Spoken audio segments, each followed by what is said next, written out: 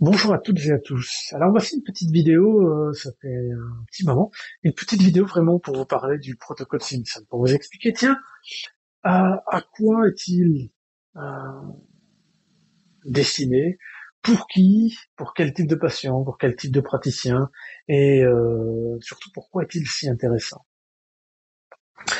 Euh, alors déjà, pour répondre à qui est-il destiné, quel type de patient, quel type de problématique, ben, les gens qui me connaissent sauront que je vous répondrai pour tout le monde, absolument tout le monde.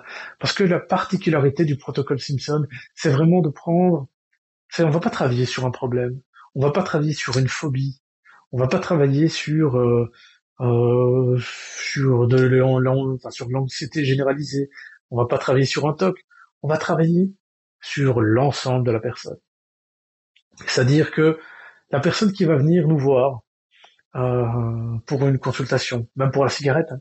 On va pas travailler le symptôme, en fait. On va travailler l'entièreté, on va travailler de manière holistique avec la personne. C'est-à-dire que, je vais prendre un exemple, imaginons que la personne a une phobie des chiens. On va pas juste relâcher cette phobie. Alors, on pourrait, hein, si on veut le faire, c'est pas compliqué, à tout casser, ça nous prend 20 minutes, euh, avec le risque qu'il y ait des rechutes, avec le risque que ça se déplace, que le symptôme se déplace sur autre chose, si le symptôme avait une fonction particulière. Donc, c'est une des raisons pour lesquelles, avec le protocole Simpson, on va envisager la globalité de la situation. On va travailler des émotions, on va travailler des événements traumatisants, on va travailler le côté spirituel également, pour les gens qui sont ouverts à ça. On va travailler euh, la fonction de ce problème, le changement des habitudes. On va travailler vraiment de manière globale sur la personne.